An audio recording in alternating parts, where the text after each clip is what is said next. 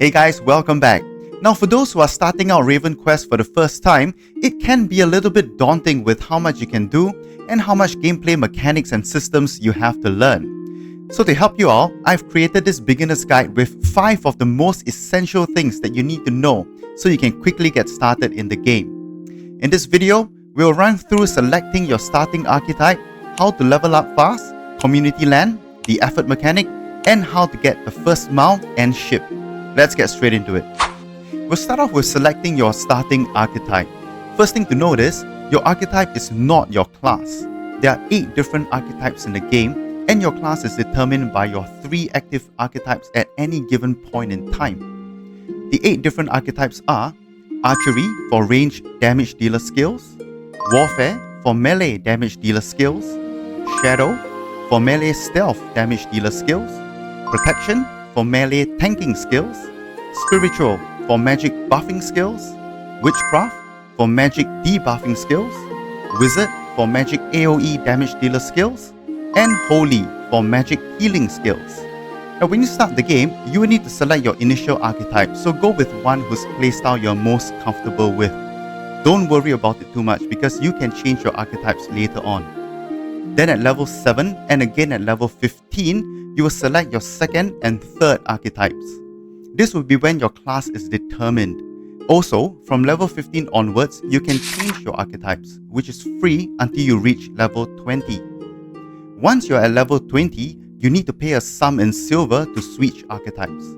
So try to experiment and play around with the different archetypes as much as you like between levels 15 and 20. I would also recommend for you to level as many archetypes as possible during this period.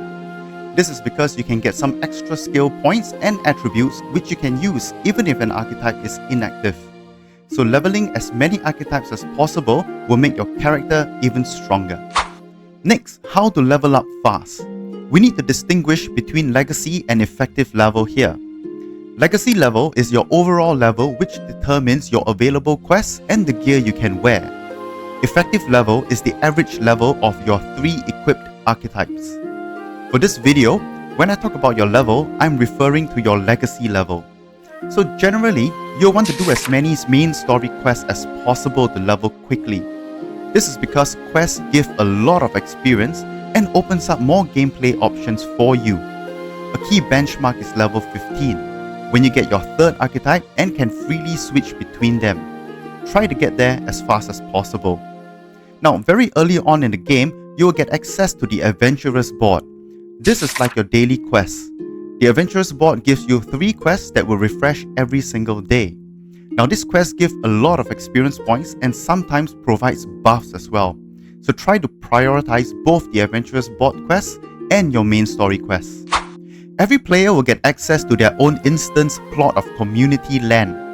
Note that this is different from NFT lands which are found in the open world. The community land plot can be found on the right side of the main city of RavenQuest. When you first get to the city, you will be on a quest that guides you to speak with Father Richard. So go speak with the NPC and he will guide you to your land plot. The community land is where you can do your farming and raise your animals, which provides a range of resources that are essential to leveling your profession skills. Later on in the game, you will be given a land deed, which you can use to build and customize your own house. Getting your house will incur a weekly fee in silver, so be prepared to be able to afford it. Now, I would highly recommend starting the different items that can grow on your community land because the resources that you can get can be used for crafting, making trade packs, and also selling in the market for even more silver. Try to always have something growing on your land as much as possible. The effort mechanic is put in place to ensure that players need to be actively playing the game to progress their accounts effectively. And it also doubles up as an anti-bot measure. Effort is required for any activity on your community land and to create trade packs. Note that NFT lands do not require any effort to be worked on. Effort is automatically generated when undertaking almost any action in the open world, such as killing mobs, gathering, doing quests, etc. So it's actually pretty easy to accumulate as long as you're actively playing the game. The effort pool starts out small but will get larger as you progress in the game. So, especially at the start, Always keep an eye out and use it before it fills up. Otherwise, you won't be accumulating anymore.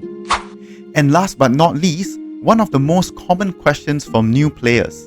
How do you get your first mount and ship?